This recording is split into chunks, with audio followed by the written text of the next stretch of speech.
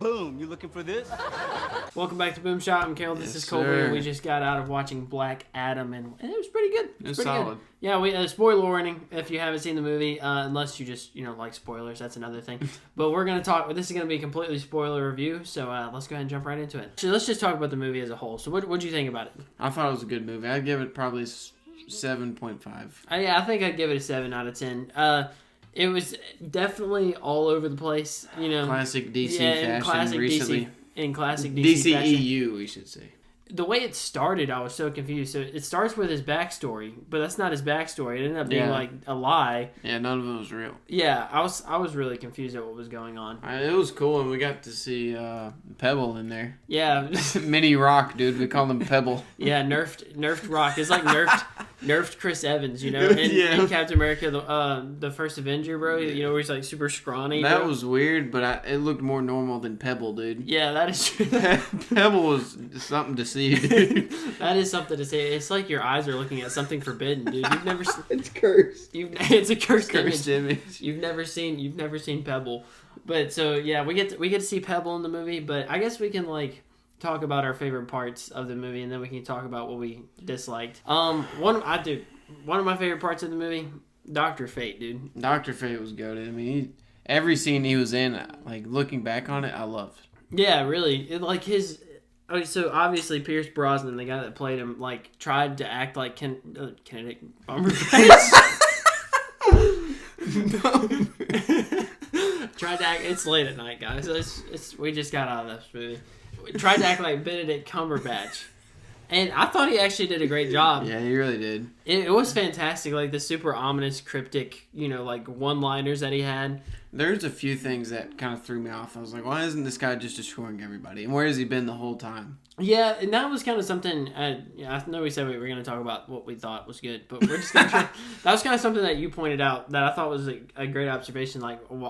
None of these characters existed before today, but they act like they've been there the whole time. Yeah. So I'm like, okay, well, what happened when Doomsday was attacking Metropolis? Why didn't they show up? Hawkman seems to love to fight people that are stronger than him. So it was weird. I mean, I think they just needed to, and it's not Black Adam the movie's fault. No, not at all. I think in general the DCEU should spend more time integrating side characters or main characters that will be side characters in other movies. Kind of like they did with Hawkeye and Thor, Black Widow, and Iron Man. I mean, zero of the side characters were known before this movie, or the main character.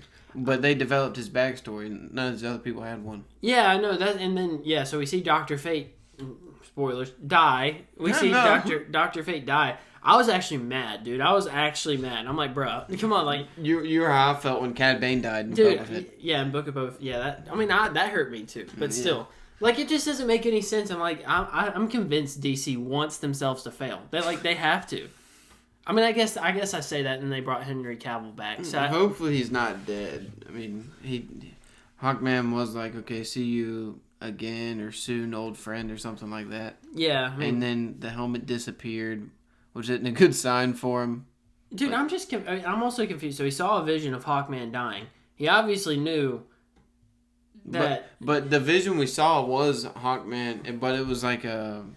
It was him using the helmet. So, yeah, but do you think Dr. Fate knew that? Or he thought that was actually him? He didn't know that he was gonna do that illusion. I don't know. I don't know. Because he might have genuinely thought it was him, but this whole time he sacrificed himself for an illusion. Yeah, that would be awkward.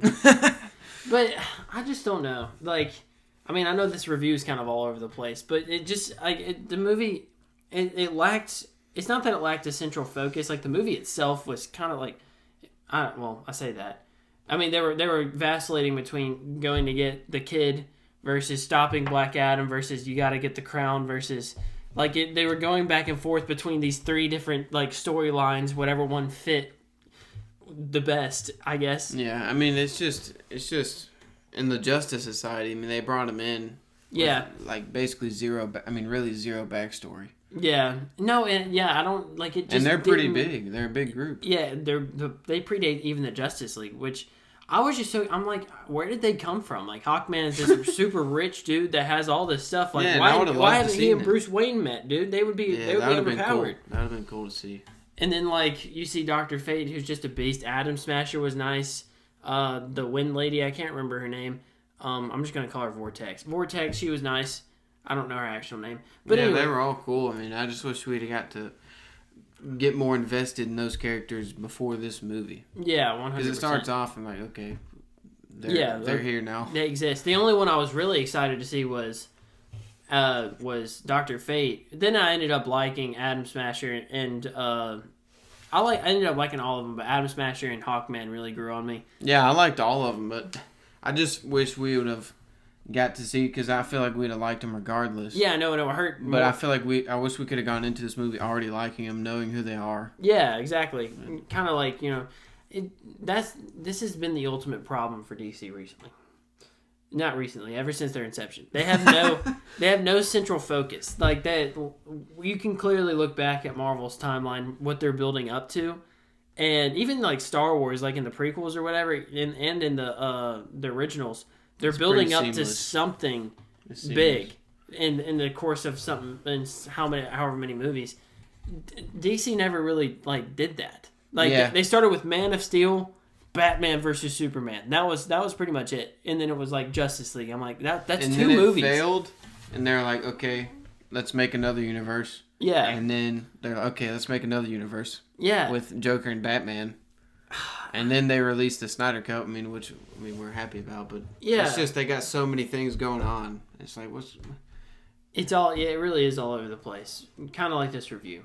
But back to what things we liked. I liked the sense of humor that Black Adam had. Yeah, I thought it was good. Like, because you could tell he's kind of like Captain America. He's like a man out of time, and so he's like learning the new ways of human communication. Really, yeah, I'm an expert human communicator. But I thought like he was picking up sarcasm and stuff like that. It was sick. Funny. I thought the jokes honestly landed for me. Yeah, they did. And I think it was a good comic book movie. Yeah, for sure. I agree with that. Like, I mean, if you want action and rock and pebble and more action, hey, Black Adam's your movie. It's kind of like Fast and Furious of DC, man. That's about what I can equate it to. Dude, I mean, hey, and he was in Fast and Furious. Could Dom Toretto beat him, though? Does Dom Toretto beat Black Adam? Probably. He probably would. Dude, the power of family, dude. Dude, and now we know Fast and Furious is canon. Yeah. From the Shazam trailer. Exactly. In DC, so... Wait, they had to have done that on purpose. Wait, what is Black Adam going to do when he watches himself on TV? Dude, no, they got... See, I wish they would do stuff like that. Like, I actually wish they would do stuff like James Gunn would if they brought him back for another DC movie. Yeah, he'd be like, wait, that looks just like me. No, another thing that I liked, the best scene, or one of the best scenes I think in the whole movie was the Justice Society of America versus Black Adam. Like the first time. Yeah, that was cool. Dude, that scene. So like originally it starts out with Dr. Fate and Hawkman, and they're going. They kind of like trap him, and then the Wind Lady like traps him in these things. And then you just see Atom Smasher like punch him into the ground. I was like, bruh, that was sick, dude. That was dope. I think that's another thing. I hadn't really thought about this till you brought that up. The action was great in this movie. It was, dude. It's been a step up from a lot of things recently in general, I'd say. Yeah. And I like it. They kind of went with a different technique where it was like slow motion and then it would speed up and then slow motion to convey how fast he is. Yeah. But then the slow motion shots were just cool. The opening slow motion shot, he's just like redirecting all. It looked like Flash, like he's just redirecting all these. I loved that scene, dude. He's like redirecting the rocket, putting the rotor of a destroyed helicopter, put the bomb in a guy's mouth, dude. And that's another thing too. Is like this movie wasn't gory, but it really leaned into like these weirdly gruesome deaths that were not gory. They were just weird. and the fight at the end when he splits the dude in half, that was satisfying. Yeah, that was sick. See. I was just so confused. Like, I think I'm gonna say this a lot, Like, I walked into this movie thinking, okay, it's going to be Black Adam versus Justice Society of America, which is like, I think what the trailers wanted you to think, because they can obviously, stuff in more, and then you come out like surprised. You're like, oh, dang, that was pretty cool. Like, but then they bring in this other dude, Sabak or whatever his name is, and he's like anti-Shazam, anti-Black Adam. Yeah, I think, and they brought him in, we were saying from the beginning of the movie, okay, this guy's going to be bad, he's going to get the crown, turn bad. Yeah. But it just happened, I don't know, there's just so much going on. And you know what it reminded me of? Jurassic World 3. Dude, really? It really did. Then what do we call Jurassic World 3? They're Fast and Furious of Jurassic World. Dude, really. I'm telling you, there have been a lot of, like, which I think it was definitely better than Jurassic World. Don't get me wrong. It was, like, a million times better than Jurassic World 3. But it just, like I said, it was just going from, oh, we need to get the kid. Oh, we need to get the crown. Oh, we've got to stop Black Adam. Oh, Dr. Fate saying something cryptic. Like, it was just all these, like, random things that it was just like, oh, this fits the narrative, so we're going to focus on this. Oh, never mind. We're going to focus on this now. Yeah, and then it was, like, the whole backstory with him not being true the whole time, which was a cool twist. Yeah. But when you're trying to follow 5 other things, it's like, okay, what's happening now? If I would have just been following Black Adam thinking he's, like, some kind of... I never really thought he was a superhero, but, like... I'm glad... I will say this. I'm glad they didn't make him, like, a cookie cutter good guy that doesn't kill, or like at the end of the movie he's like, okay, I'm not gonna kill anymore, and he's like, I don't care. Yeah, which I thought, I agree with that. I'm glad, which finally I think we can talk about this, wrapping up this video. Black Adam versus Superman. Who do you think wins? I really don't. I really don't know. Superman, let's make a comparison. We should probably make a short about this. Black Adam versus Superman. But who do you think? Okay. Stronger. Black Adam or Superman? I don't really think it matters, honestly. I think they're both like... The thing is, they both have a kryptonite. Because isn't Eternium... Yeah, Eternium's his and kryptonite is... They're very similar. They're very similar. I hope we get to see them fight, dude. That'd be so sick. You know what else made no sense? And I saw this online, but I thought about this. Why didn't they just use... They knew Eternium was his weakness. So why didn't they just use that against him? Like, you ever think about that? Like, well, I guess they didn't know it was his weakness. I guess what that guy wanted to do was just, like... He planned to die and then defeat him himself. Yeah. Like, I guess they didn't think he needed it.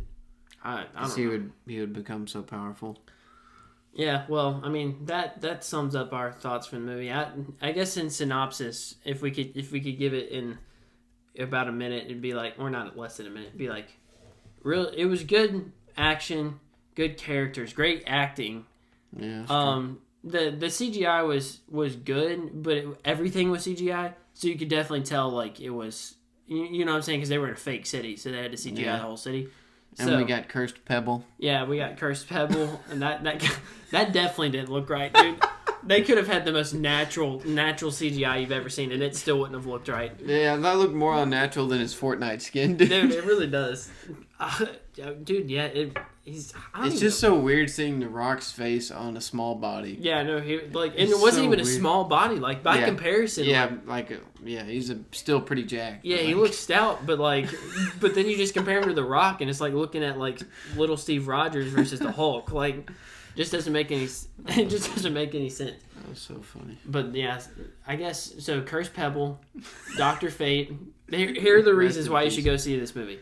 Cursed Pebble, Dr. Fate, Superman, and The Rock. The Rock. I mean, he's been in a million movies, mostly in the jungle, but now he's a superhero, like we've all wanted this whole time. So yeah, and I honestly think he killed it. But he did. I do have to say, for a movie 15 years in the making, and maybe this is just Warner Bros. Fault, they lacked execution for sure. Like in terms of making everything click. Like foresight. Yeah. Well, yeah, you think about it. If you've had 15 years to craft this movie and it was still this confusing, surely something went wrong in the process. Yeah, I mean, and I hate to sound negative because I actually did enjoy it. Like, it was fun. Too. It was fun to watch The Rock just like electrocute people. It was fun. I really enjoyed the action scenes. Yeah, and the humor was great, but it just the story itself was like, I don't know where I was at. We need a good story, man. That's been lacking in comic book movies recently, and I think Wakanda Forever is going to deliver. Yeah. Side note there. Yeah, back to our Marvel roots. But so Superman, Black Adam, Cursed Pebble, Dr. Fate, Hawkman to an extent. That's pretty much it. That's about the extent. Yeah, of. I mean, I would say in general we think it could have been like A tier or even better if they had more backstory. Yeah, 100%. I think that's the way to look at this movie. It was good, but not quite great. Yeah. It was average, but not quite stellar. It was Lonzo Ball, but not quite LaMelo Ball. Not quite LeVar Ball. Yeah, that's the highest there is. But anyway, let us know what you guys think of Black Adam. Let us know what you guys think of the review if you've made it this far, because it's been about as confusing as Black Adam, I'd say. But thank you guys for watching. We'll see you in the next one.